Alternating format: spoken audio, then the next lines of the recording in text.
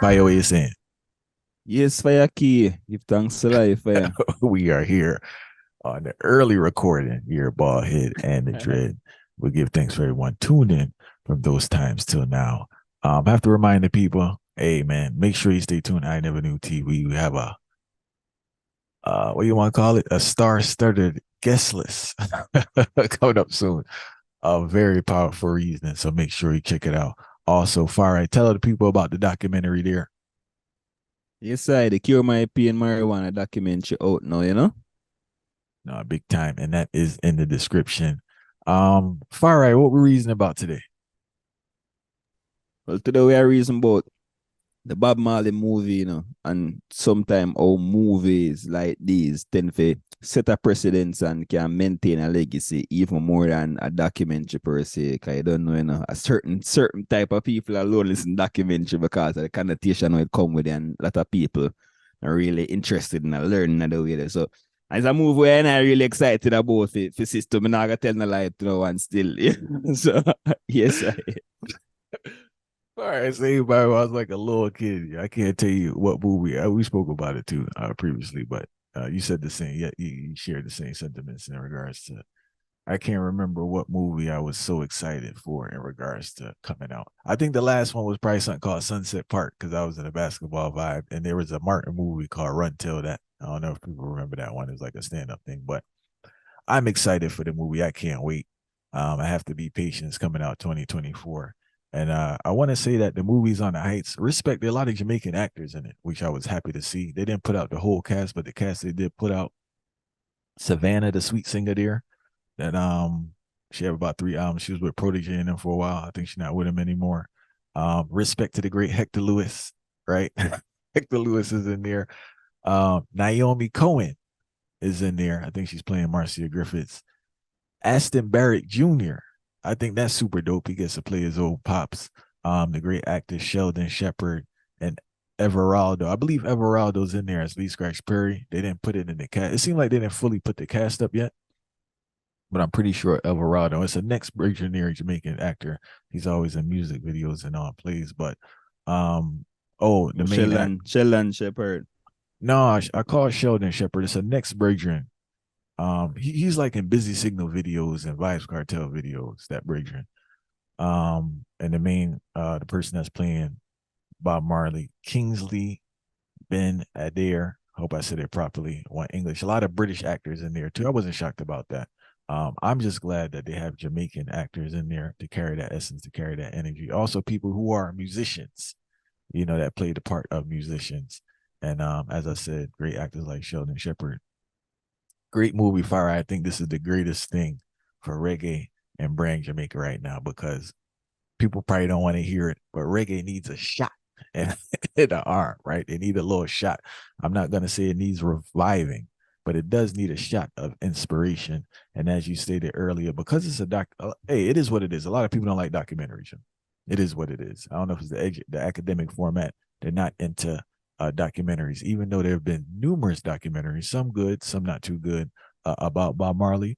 This movie here, not saying people don't know Bob Marley, but a lot more people will know Bob Marley. And I think the coolest part about it is the exposure you'll have to a new generation. I had this argument with people all the time who's more famous, Bob Marley or Michael Jackson. Has a different opinion, right? But I think this one here will put Bob Marley on the heights from the trailer. As I said, it's just a trailer, and I don't know because I'm such a fan. I'm so excited about it. And it's not the fan of Bob Marley, it's the fan of Jamaica because a lot of times I was concerned with a Bob Marley documentary being more a low budget vibe. And the fact that this is a full blown production and it's going to be in theaters. In regards to the story, from what I see from the trailer, it seems like they do touch on the whole economic, social, political aspects. Seems like they're trying to show the duality of the man. You get what I'm saying? The revolutionary aspect, the insecurity, the manhood of the man, because Bob Marley has been put to a deity figure, and sometimes we have to show people as a man and the strength, the growth of the music. I'm pretty sure they're gonna highlight Rastafari. I hope they have people like Mortimer Plano in there for a little bit to show the energy that he has. But more than anything, Farai, I am super excited about exposure to a new generation, and not that it needs reviving, but maybe a whole new interest in Bob Marley and reggae music. And more than anything, Farai, I have the hope that this documentary will inspire a new generation of reggae artists to really deal with it on the heights and see the power of the music. And also reggae artists that are there, hopefully it could give them more inspiration to tap into themselves and kind of stand firm. Because I think the whole capitalism vibe and this whole globalization has distracted reggae art. Because reggae is not a normal genre; it's a unique genre, right? It has kind of shifted their mind frame from the essence of reggae, and they don't understand the power of the music. Not saying a man not supposed to get profit, but at the same token, I think the sole focus is on profit and not getting a message out there that will inspire and transform lives. You know? I really thought they talk for you because see, enough youth no overstand this enough for you. Them always feel like so them have to change themselves in order for gain financial wealth. And them no overstand say Bob Marley is like the perfect example. I know there's only criticism all the time and that expected. You see what I say? But Bob Marley is a true definition of a man who stayed true to him core values and stayed true to him core beliefs, and yet still him still benefit from the kind of blessing. You know, you see when you maintain your whole morality, there's a different type of blessing will flow within, you know. Because I know more people again them can mention the machine and Chris Blackwell and all of these different things, but we are talking about the overarching picture because the Tough Gang is almost a fundamentalist Rastafari hygiene still, you know. It's not a hygiene where sometime Rastafari, him not hide that no way, you know, because he's a man where when you see him, I tell about 12 tribes and him I tell about Rastafari liberty, and it's a thing where propel him same way and him never leave that old time mission regardless of what, whether the time is up, whether the time is down. Him keep Rastafari steadfast on the mission. So it's a thing where it really come and show you say you don't have to kind of sell out in a sense where okay, I don't need to let me push Rastafari to the back for a second so I can go earn some money, or let me try this different thing over there. No, you can be proud of who you are and know say if you are a Rastafari to the core, you don't need to pretend like this amongst corporate people, and then you come back around and say pretending like you're a grassroots youth, because the Tough Gang them never really left the grassroots at all, and yet still maintain that financial power to keep him thing going. So that I feel like that's one of the core things them where concepts them where me take from it, and it said that alone say a lot for Wally for the youth them. And also his approach to finances, in a sense, it wasn't an individualism, it was a collective, because there are many projects he was working on prior to his death. Even the amount of support he gave to the organization, he was a member of the 12 tribes, you know, so he had a different perspective on finances. And I want to be clear, it's not like the man never wanted money. So I think sometimes we struggle with that, because either you're on the battlefield and it's like you're supposed to be broke. I don't know where that correlation came from, or you're doing the work and you're not supposed to be compensated. You know, that's a big thing, because if you are out there working amongst people and doing things, they don't expect you're supposed to be compensated like you don't have a life to live, you know? But at the same token, you know, buying, we're about to buy the TV station or something, or the radio station. What was in the process of buying? TVJ? Like Jamaica Yeah, Broadcast? TV station I deal with, Yeah, and then they TV have the station. media, the newspaper with them, they don't want to come out with too. Yeah, the whole newspaper in regards to the whole, because he understood the power of the media and the whole propaganda and putting out a certain message. So I think people need to have a strategy with their finances. The finances is just not for you to accumulate things and buy high price things, but it should be utilized for the benefit of everyone. You know, and I think this idea that you shouldn't have if you're doing the work, you shouldn't have finances is I don't know where that came from.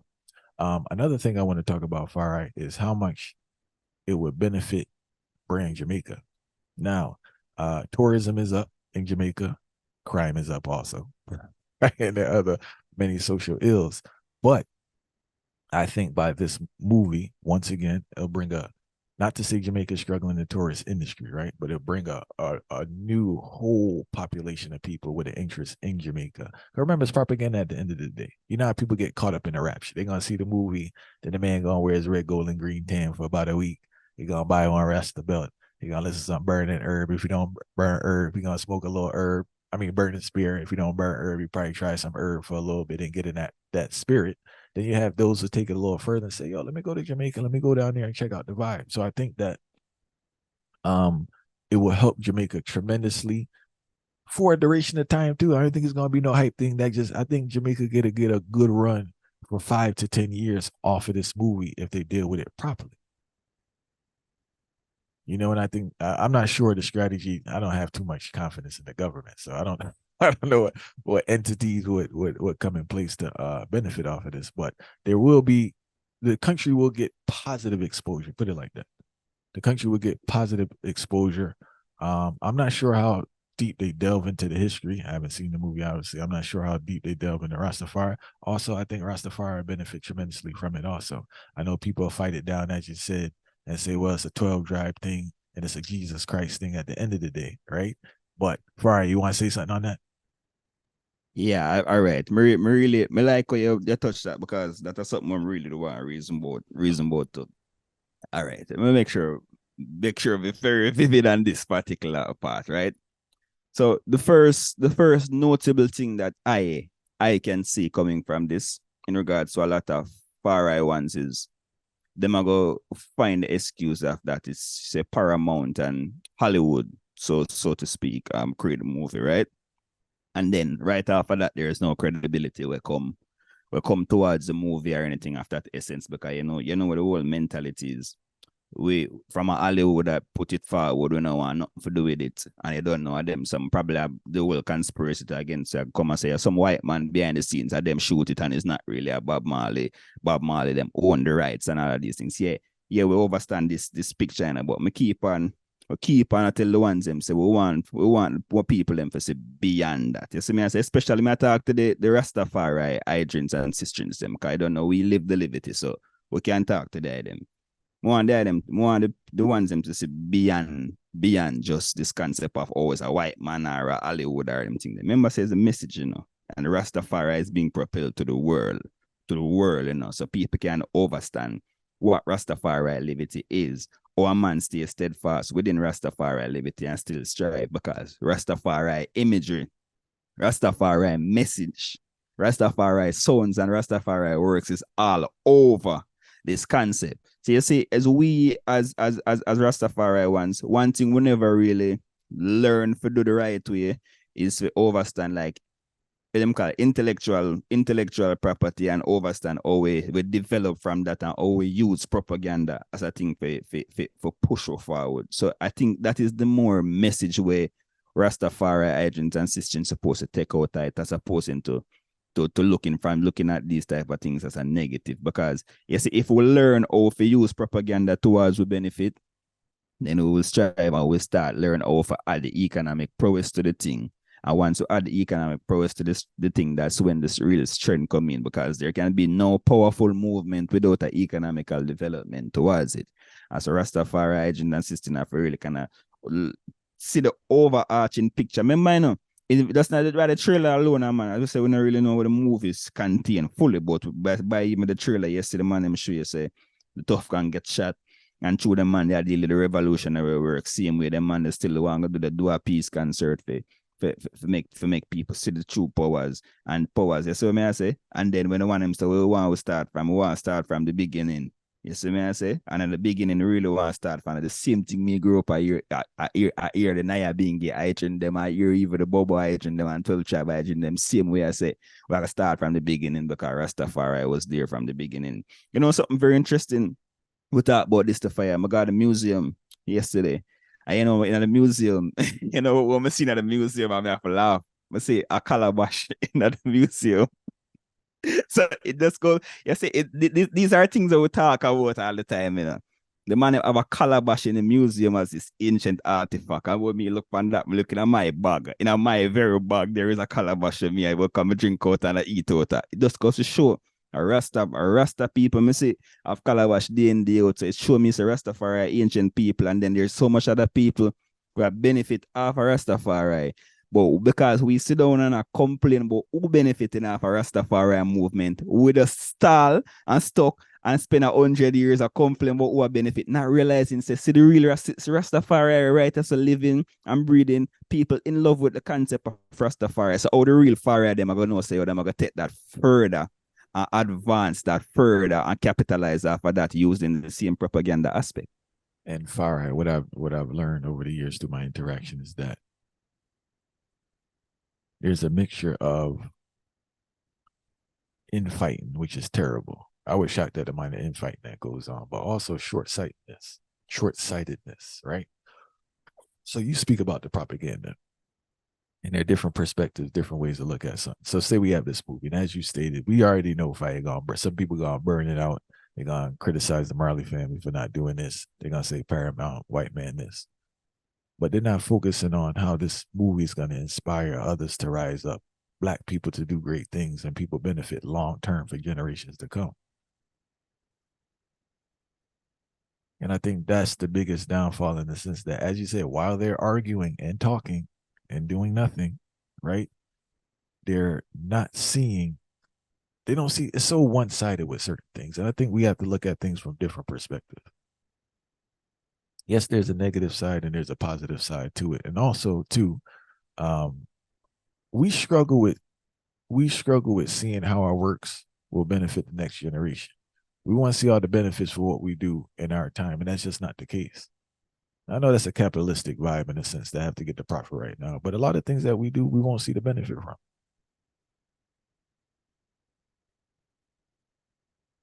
And that's how I approach the work that I do. Fire, we give thanks for anything that comes in this time and space.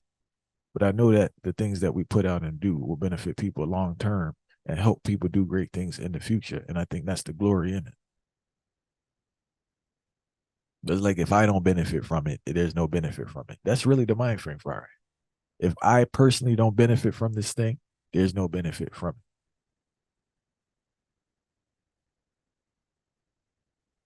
How much people the gang the gang? I ain't talking about no Rastafari, just people in general to go do something with themselves. I have a certain consciousness. How much people this man inspired? So if the gang say, certain business not going away, and just throw this to the side, I'm not going to deal with this, yo. A certain little vibes. Because the gang is a great story, not only of resilience, but in regards to growth. Because remember, the Bridget went through many trying times in his life from early. How much record companies they set up, how many things the wickedest thing, when it's one Bridget called the Russell, he said he keep getting to the finish line, but they keep moving. They keep said he keep getting to the finish line, fire, but they keep moving. I know the race can done. They keep moving. I go like the gang life, because people pick up his tunes, he writing for people, and it's just like you figure you gonna get the break, right? You experience that, you do something, you figure that's the break, and it don't happen, yeah. You just have to dust yourself off and go again. And people don't even how much turmoil this man had to go through. When I don't know the breakdown, right? But just as an outside observer, there are many tough times, but I think a tough time is when the Wailers broke up, man. Because you get the break now, right? You get Catch a Fire, you get Burning. Then now you don't have a band again. And you got to come back out with Bob Marley and the Wailers.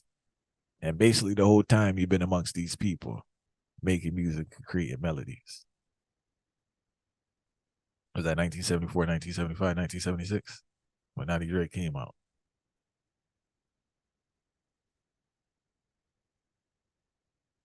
That's a big... But the one say it in a talking blues. Say it. Him tell him feel. The man tell him feel. If people can listen to I think that compilation, as weird as I don't think it's not an album where Gang himself did do when him alive, certain way, but I think that album come out afterwards, and then put the talking them in between the whole thing. And the man tell how him feel, the man expressing full emotion, what that exact thing where they I talk about pan the thing, Well, I think I like the fourth interval, and one man tell us say in a theme struggles the whole time. All him a meditate say him want to make things up. Because the man tell us say after one time Ziggy want to go school. The man tell you when Ziggy want to go school, I think me can go look for a guy and tell Ziggy said daddy did get a chance and never take it. And that the man express himself and the man say after them a chat so long, you know. And for no one say the thing reached the way that him feel a way about at the full of the day. And him even hear the man say him even hear people are call him capitalist and him have to look on himself and say call me capitalist. A man where sweating all my shoes. That man saying that the man say, and a me we want to set my thing a legacy for my youth and let in so much people. I mean not even live my life for myself. And that the man say what I'm more than a fire. But the same experience we talk about it. And far, I want to keep things in context for people listening, right? They have to remember the Rastafari back then, they weren't really preparing for any long-term life. They thought they were going back to Zion or going somewhere. So they weren't too into financial preparation. So I think that kind of fueled their mind frame. So for you to kind of have a sense of a future financially at all or invest in that, I guess you would be seen as a capitalist or a sellout or that type of vibe, you know? And I think, I don't know, things evolve, right? I'm not trying to make this about no theological study of Rastafari, but the gist of the bridging is that there are many life lessons to learn from the God, you know? And it's a duality, it's a complicated person. We're all complicated, but I believe the more brilliant you are, the more complicated you are. And being no, easy fox. And being that was a brilliant man fire, he's a complicated individual. So you can't just look at it and judge it and say boom, boom, boom. You got to take your time and analyze it. And you yourself as an outsider may never understand it. But I would be very I would avoid certain criticism and comments of the man without delving into his history and analyzing and trying to see things from his perspective. Because as I stated before, humans are complicated creatures, right? And the more brilliant you are, the more complicated you are. Because your brain is working at such a frequency, you have a lot going on, more than the average person. And this brethren here have a lot going on upstairs, fire, and see things that you can't see and experience things that you can't experience and analyze stuff from a perspective that you would never see. So I just want to put that out there on the bridging, right? I can't wait. As I said, I'm like a little kid because from out, hey, Farah, you know, I grew up on a tape called Heartland Reggae, One Love Peace concert. People will watch cartoons. I will watch that 24/7. I can tell you the exact running order of the thing. Start off with Jacob Miller singing Peace Treaty with Inner Circle. And like all the political people from those times come on, Bucky Marshall and all that, and Claudia Massa. Then I think it cut to D. Brown with them, Jaja. Then you have Judy Mowat. That's not the order, but you have Judy Mowat on there, Black Woman. You have U-Roy, Natty Dread. You have Peter Tosh, a couple of scenes with Peter Tosh. I think the show there was in Trelawney. Jump back to Jacob Miller, Big Strike with the spliff. Cut to the gong. First gong tune, I think, was Natty Dread. Then they did Trenchtown. Then they did something else. I know it ended off with jamming. Then he did Ja Live at the end. Who else was on there? All right. Junior Tucker, Enjoy Yourself. I think that's about it that was on there. Great concert, by the way, too, even though they didn't make the tape. Big Ute, in my opinion, between Big Ute and Peter Tosh, had like the best performance at that concert. The audio was on line, crazy fire. You ever listen to that, Far Right? It's a crazy performance, yo. Yeah, man, listen to it, man. Yeah, and man. you know that's a crazy performance, tell you the truth. And he said through some little mix up, he didn't make it on the actual tape, but crazy performance. But yeah, I'm looking forward to it, man. I can't wait. I'll be there first. Probably see it noon the day I come out fight with my flag. I'm gonna hold it up though. I hold it up with my flag the whole time, watching the thing, waving it in the place, show. Because as a kid, you always wanted to see a Bob Marley movie. You know, just been documentaries and like, man, it's a vibe, you know, and I'm glad that, you know, it's people like Jamaican people to see, like, you know, especially the singers also. I think that's pretty cool. And I didn't know some of the singers were so talented. You know, like I didn't know she was she can act. I didn't even know. I know Hector is such a talented person. I'm not shocked that Hector, tell you the truth. I ain't even gonna lie to you about that because the Bridgman is so talented. But I'm just glad they have like a lot of Jamaican actors in there. And the British actors, fire, come like they got the thing on lock, yo, because everything I see is British actors, man. Especially with like Lee Black Rose lately. It's Yeah, been 'cause I British remember actors. the Jamaican influencers. So I tell them every time to enough of these things. It highlight a lot of deeper issues to for like England itself wouldn't be a country. It wouldn't exist. It wouldn't have a power without a country like Jamaica. Windrush, the whole Windrush generation show you that fire. Jamaicans build England to the depth and to the core that it even baking in a them lingo. Fire like if you listen to every British people speak for the most part, fire. Listen how them always have to chip in the patois and it's just a natural way how them even talk. So just Jamaica is just a core of all of these things. So right overall, as I say, the overarching picture when me I say fire for this generation really instill, as what I say, instill Bob Marley in them thought, instill and show them what it is to be a full revolutionary too. And then behind that now, again, there I say to them, I just want to reinforce the whole thing to a reggae, a reggae as a genre fire. People doing reggae can understand say you can be a true person who fulfill the reggae works. Cause a lot of artists say them want to do. They tell me directly say them want to do reggae panel levels, but them feel like them need to be more pop or them need to have more things wider than that because them don't want to be limited to a genre. See, the Tough Gang was always a reggae artist from start to finish and see him have success all around to see me. So it shows you can maintain and be yourself for that, which is the core concept where me I take from it. Be yourself. use the gang of finding yourself and being yourself, right? It's one thing I wanted to say. I think that's it, Farai. But we give thanks for everyone tuning in, and I guess listeners will be waiting patiently, just like us, for the movie to come out. And when it does come out, don't pirate the thing. Oh, I want to say this too, man. Respect to the Marley family because they get enough fire, enough burning, and I'm not saying I fully agree with a lot of the things they do business wise, but I do respect that they made sure that the movie was done properly. It's not no chaka chaka thing. It's a proper production, and it's not no. I'm just glad it's not no low budget film fire. And that thing look on the heights, tell you the truth. And they got a top actor in there too, and it seemed like the man really captured the essence of the gang. So didn't see the movie yet. I'm pretty sure it'll be real good. But respect to them for making sure the movie was done properly, and it's a high quality production. And they didn't cut no corners. It seemed like they didn't cut no corners, and I'm pretty sure after we watch it, we could confidently say they never cut no corners. And when because this is history, this is there forever, far. You get what I'm saying? So it kind of look on the heights. So respect to them for that, for making sure it's a standard there. So that's the vibe. So we give thanks for everyone. Great news. We are working on our studio for Ballhead and the Dread. So I think we have about 3 or 4 more episodes on Zoom. And hopefully in a month's time, we'll have a new look where me and Farai will be together in person, reasoning. So we really give thanks for that. We give thanks for everybody been listening from those times to now. And we give thanks for the new chapter and Ballhead and the Dread. So definitely look out for that documentary there on marijuana in the description, courtesy of Autarchii.